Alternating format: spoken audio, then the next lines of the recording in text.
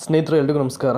Teacher ರಿಕ್ರೂಟ್ಮೆಂಟ್ಗೆ ಸಂಬಂಧಪಟ್ಟ ಹಾಗೆ ಒಂದು ಅಪ್ಡೇಟ್ ಇದೆ. ಆ್ಯಂಡ್ ಬಿಫೋರ್ ದಟ್ ಯಾರೆಲ್ಲ ಹೊಸದಾಗಿ ನೋಡ್ತಾ ಇದ್ದಾರೋ ಕೂಡಲೇ ಸಬ್ಸ್ಕ್ರೈಬ್ ಮಾಡಿ, ಹಾಗೆಯೇ ನಿಮ್ಮೆಲ್ಲ ಸ್ನೇಹಿತರಿಗೂ ಶೇರ್ ಮಾಡಿ. ರಾಜ್ಯದಲ್ಲಿ 38,163 ಶಿಕ್ಷಕರ ಅಭಾವ ಅಂತಿದೆ. ಇದು ಯಾವ ರೇಷಿಯೋ ಗೊತ್ತಿಲ್ಲ ನನಗೆ. ಇಡೀ ಎಂಟೈರ್ ಸ್ಟೇಟಲ್ಲಿ ಶಿಕ್ಷಕರ ನೇಮಕಾತಿ ಅಂದರೆ ಎಜುಕೇಷನ್ ಡಿಪಾರ್ಟ್ಮೆಂಟಲ್ಲೇ ಹೈಯೆಸ್ಟ್ ನಂಬರ್ ಆಫ್ ಹುದ್ದೆಗಳು ಜಾಸ್ತಿ ಇದೆ ಅಂತಕ್ಕಂಥದ್ದು ಮಾಹಿತಿಗಳಿದೆ. ಈಗ ಸರ್ಕಾರಿ ಶಾಲೆಗಳಲ್ಲಿ 22% ಶಿಕ್ಷಕರ ಹುದ್ದೆಗಳು ಖಾಲಿ ಇವೆ. ಮೇ ಬಿ ಈ ರೇಷಿಯೋ ಇಟ್ಕೊಂಡು ಅವ್ರು ಹೇಳ್ತಾ ಇದ್ದಾರೆ ಅನಿಸುತ್ತೆ. ಅಂಕಿಅಂಶಗಳಲ್ಲಿ 22% ಶಿಕ್ಷಕರ ಹುದ್ದೆಗಳು ಖಾಲಿ ಇರುವಂಥದ್ದು. ಅಂದರೆ ಈ ಎಜುಕೇಷನ್ ಡಿಪಾರ್ಟ್ಮೆಂಟ್ನ ಆಯುಕ್ತರು ಹೇಳ್ತಾ ಇರ್ತಕ್ಕಂಥ ಮಾತೇನು, ಎಕನಾಮಿಕ್ ಡಿಪಾರ್ಟ್ಮೆಂಟಿಂದ ಅಪ್ರೂವಲ್ ಪಾಸ್ ಆಯಿತು ಅಂತಂದರೆ ನಾವು ವಿತಿನ್ 100 ಡೇಸಲ್ಲಿ ಈ ಶಿಕ್ಷಕರ ನೇಮಕಾತಿಯ ಎಲ್ಲ ಪ್ರಕ್ರಿಯೆಗಳನ್ನು ನಾವು ಕಂಪ್ಲೀಟ್ ಮಾಡ್ತೀವಿ ಅಂತ ಹೇಳ್ತಾ ಇದ್ದಾರೆ. ಸೊ ನೋಡಿ ಏನಿದೆ ಅಂತ ಅಂದ್ಬಿಟ್ಟು ಇಲ್ಲಿ ರಾಜ್ಯ ಸರ್ಕಾರಿ ಶಾಲೆಗಳಲ್ಲಿ 22% ಶಿಕ್ಷಕರ ಹುದ್ದೆಗಳು ಖಾಲಿ ಇವೆ. ಈ ಯಾವುದು ನೀತಿ ಆಯೋಗ ವರದಿ ಮಾಡಿದೆ ಇದನ್ನು. ಸೊ ಮೇ ಬಿ ಇನ್ನೂ ಕೂಡ ಜಾಸ್ತಿ ಇದೆಯಲ್ಲ. 41,088 ಪ್ರಾಥಮಿಕ ಶಾಲೆಗಳಿಗೆ ಒಟ್ಟು ಮಂಜೂರಾಗಿರ್ತಕ್ಕಂಥ ಹುದ್ದೆಗಳು. ಸೊ ಎಂಟೈರ್ ಪ್ರೈಮರಿ ಸ್ಕೂಲ್ಸು 41,088 ಇರುವಂಥದ್ದು. ಸೊ ಅಲ್ಲಿಗೆ ಮಂಜೂರಾಗಿರೋ ಹುದ್ದೆಗಳು 1,78,535. ಅದರಲ್ಲಿ 38,163 ಶಿಕ್ಷಕರ ಕೊರತೆ ಇದೆ. That is very important. So ಇದನ್ನು ಅವರು ಕೋಟ್ ಮಾಡಿ ಹೇಳಿದ್ದಾರೆ, ಆಯಿತಾ. ಪ್ರಾಥಮಿಕ ಶಾಲೆಗಳಲ್ಲಿ ಮಂಜೂರಾಗಿರ್ತಕ್ಕಂಥ ಹುದ್ದೆಗಳು ಬಂದು 1,78,535 ಶಿಕ್ಷಕ ಹುದ್ದೆಗಳಲ್ಲಿ ಕೊರತೆ ಇರುವಂಥದ್ದು ಎಷ್ಟು? 38,163 ಶಿಕ್ಷಕರ ಹುದ್ದೆಗಳು ಖಾಲಿ ಇವೆ. ಇನ್ನು 2025 ಯೋಜನಾ ಅನುಮೋದನೆ ಮಂಡಳಿ ಉಲ್ಲೇಖ ಮಾಡಿದಂಥ ನೀತಿ ಆಯೋಗವು 77% ಖಾಲಿ ಹುದ್ದೆಗಳು ಪ್ರಾಥಮಿಕ ಮತ್ತು ಹಿರಿಯ ಪ್ರಾಥಮಿಕ ಶಾಲೆಗಳಲ್ಲಿವೆ ಎಂದು ಹೇಳಿದೆ. ಅಂದರೆ ಒಟ್ಟು ಕೊರತೆಯಲ್ಲಿ ಎಷ್ಟು ಅಲ್ಲಿ ಹುದ್ದೆಗಳಿದೆ ಅದರಲ್ಲಿ 29,473 ಖಾಲಿ ಹುದ್ದೆಗಳು ಪ್ರಾಥಮಿಕ ಹಂತದಲ್ಲಿ ಮತ್ತು ಪ್ರೌಢಶಾಲೆಯಲ್ಲಿ 8,690 ಹುದ್ದೆಗಳು ಇಲ್ಲಿ ಖಾಲಿ ಇರುವಂಥದ್ದು, ಆಯಿತಾ. ಸೊ ಈ ರೇಷಿಯೋನ ಅವ್ರು ಹೇಳ್ತಾ ಇದ್ದಾರೆ. ನೆಕ್ಸ್ಟು ಕರ್ನಾಟಕದ ಕೊರತೆಯ ಬಿಹಾರಕ್ಕಿಂತ ಕಡಿಮೆ ಪ್ರಮಾಣದಲ್ಲಿ ಅಂತ. ಕರ್ನಾಟಕದಲ್ಲಿರ್ತಕ್ಕಂಥ ಒಂದು ಕೊರತೆ ಏನಿದೆ ಅದು ಬಿಹಾರಕ್ಕಿಂತ ಕಡಿಮೆ ಇದೆ. ಬಿಹಾರದಲ್ಲಿ 2.8 ಲಕ್ಷ ಹುದ್ದೆಗಳು ಖಾಲಿ ಇವೆ ಎಂದು ವರದಿಯಾಗಿದೆ. ಸೊ ಜಾರ್ಖಂಡಲ್ಲಿ ಹತ್ತತ್ರ ಸುಮಾರು 99,565, ಮಧ್ಯಪ್ರದೇಶದಲ್ಲಿ 52,019 ಮತ್ತು ಈ ವೆಸ್ಟ್ ಬಂಗಾಳಲ್ಲಿ 77,789ಗಿಂತ ಕಡಿಮೆ ಇದೆ. ರಾಜ್ಯಗಳು ನೀತಿ ಆಯೋಗದ ತಿದ್ದುಪಡಿಗಳತ್ತ ಗಮನಹರಿಸಬೇಕು ಎಂದು ವರದಿಯಲ್ಲಿ ಉಲ್ಲೇಖ ಮಾಡಿದೆ. ಸೊ ಕೇರಳ ಮತ್ತು ದೆಹಲಿಯಂತಹ ರಾಜ್ಯದಲ್ಲಿ ಯಾವುದೇ ಶಿಕ್ಷಕರ ಹುದ್ದೆಗಳನ್ನು ವರದಿ ಮಾಡಿಲ್ಲ. ತೆಲಂಗಾಣ ಮತ್ತು ಛತ್ತೀಸ್ಗಢ ಅಂಕಿ ಅಂಶಗಳನ್ನು ನಿರ್ದಿಷ್ಟಪಡಿಸಿಲ್ಲ ಅಂತ ಹೇಳ್ತಾ ಇದ್ದಾರೆ. ಇಲ್ಲಿ ಏನಂದರೆ ಕಂಪ್ಯಾರಿಸನ್ ಮಾಡೋದಲ್ಲ, ಅಲ್ಲಿ ಜಾಸ್ತಿ ಇದೆ ಇಲ್ಲಿ ಕಡಿಮೆ ಇದೆ ಅಂತ. ಕಡಿಮೆ ಇದ್ದರೆ ಕಾಲಕ್ಕೆ ರಿಕ್ರೂಟ್ಮೆಂಟ್ಸ್ ಮಾಡಬೇಕು. That is very important.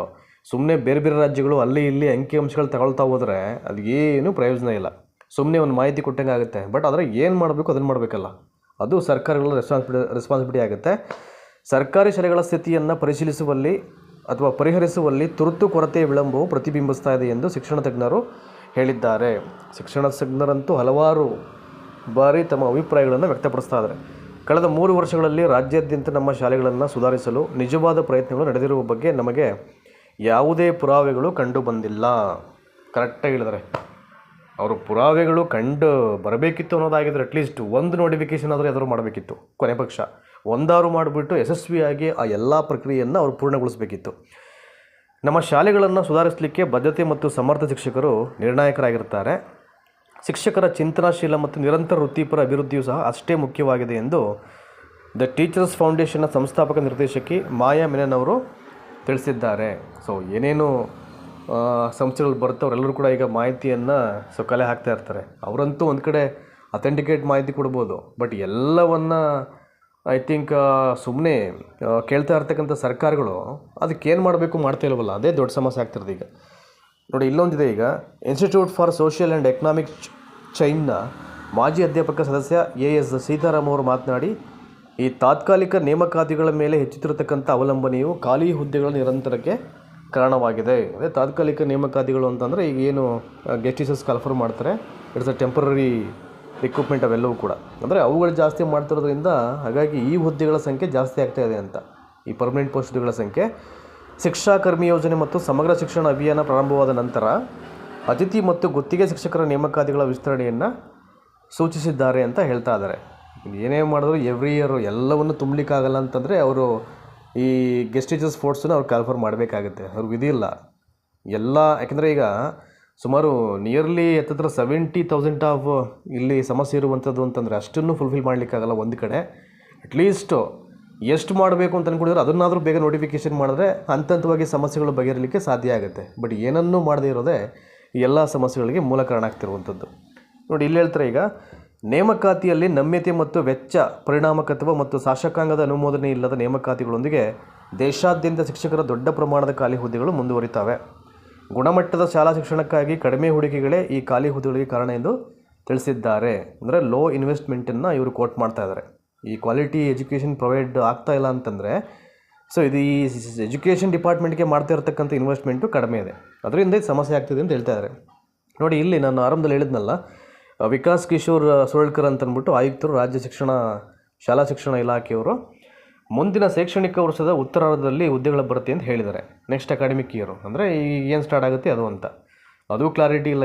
ಈ ಅಕಾಡೆಮಿಕ್ ಇಯರ್ ಅಂತ ಅರ್ಥ ಮಾಡ್ಕೊಳ್ಳೋಣ, ಏನು ಕತೆ ಇದು, ಇನ್ನೇನು ವಿತಿನ್ ಫ್ಯೂ ಡೇಸಲ್ಲಿ ಇದು ಕಂಪ್ಲೀಟ್ ಆಗಿಬಿಡುತ್ತೆ. ಇದು ಮೇ ತಿಂಗಳು ಕರ್ನಾಟಕ ಸರ್ಕಾರವು ಈ ಹಿಂದೆ 15,000 ಶಿಕ್ಷಕರನ್ನು ನೇಮಕ ಮಾಡಿಕೊಳ್ಳಿಕ್ಕೆ ಯೋಜನೆಯನ್ನು ಘೋಷಣೆ ಮಾಡಿತ್ತು. ಆ ಪ್ರಕ್ರಿಯೆ ಇನ್ನೂ ಆರಂಭವಾಗಿಲ್ಲ. 15,000 2022ರಲ್ಲಿ BJP ಅವರು ನೋಟಿಫಿಕೇಷನ್ ಮಾಡಿದ್ರು, ಇವು ಸರ್ಕಾರ ಹೋಯ್ತು ಅವರು, ಇವರು ಬಂದ ನಂತರದಲ್ಲಿ ಅವೆಲ್ಲವನ್ನು ಟೇಕ್ ಆಫ್ ಮಾಡಿದ್ರು. ಮತ್ತು ಕಾನೂನಿನ ತೊಡಕುಗಳು, ಸಮಸ್ಯೆಗಳು ಎದುರಾಯಿತು. ಅದು ಒಂದಷ್ಟು ವರ್ಷ ಹಂಗೆ ಹೇಳ್ಕೊಂಡು ಬಂತು.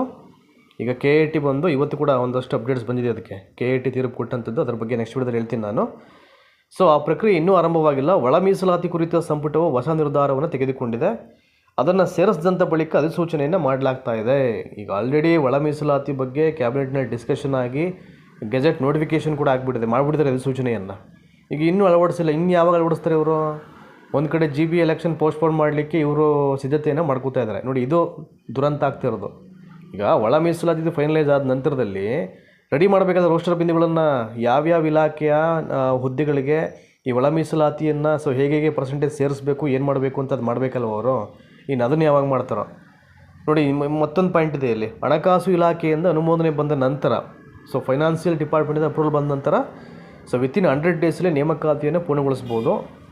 ಹಾಗಾಗಿ ಮುಂಬರ್ತಕ್ಕಂಥ ಶೈಕ್ಷಣಿಕ ವರ್ಷದ ಉತ್ತರಾರ್ಧದಲ್ಲಿ ಖಾಲಿ ಹುದ್ದೆಗಳನ್ನು ಭರ್ತಿ ಮಾಡಲಿಕ್ಕೆ ನಾವು ಆಶಿಸುತ್ತೇವೆ ಅಂತ ಹೇಳ್ತಾ ಇದ್ದಾರೆ. ಆಶಿಸುತ್ತೇವೆ, ಮಾಡುತ್ತೇವೆ, ಶೀಘ್ರ ನೋಟಿಫಿಕೇಷನ್ ಬಿಡುತ್ತೇವೆ.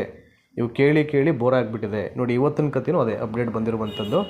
ಇದು ಗೊತ್ತಿಲ್ಲಪ್ಪ, ಇದು ಯಾವಾಗ ಮಾಡ್ತಾರೋ ಏನು ಕತೆ, ಇವೆಲ್ಲ ಓದ್ತಾ ಇದ್ದಾರೆ. ಅಟ್ಲೀಸ್ಟ್ ಒಂದು ಮಾಹಿತಿ ಕೊಡಬೇಕಲ್ಲ, ಒಂದು ಇನ್ಫಾರ್ಮೇಷನ್ಗೋಸ್ಕರ ಅಟ್ಲೀಸ್ಟ್ ಅವೆಲ್ಲವನ್ನು ಹೇಳಬೇಕಾಗುತ್ತೆ. ಈಗ ಏನು ನಡೀತಾ ಇದೆ, ಯಾರು ಏನು ಹೇಳಿದ್ದಾರೆ, ಏನು ಬೆಳವಣಿಗೆ, ಅದನ್ನಾದರೂ ತಿಳ್ಕೊಳ್ಳಿಕ್ಕೆ ಒಂದು ಮಾಹಿತಿ ಕೊಡೋ ಪ್ರಯತ್ನ ಅಷ್ಟೇ ಇದು. Thank you so much.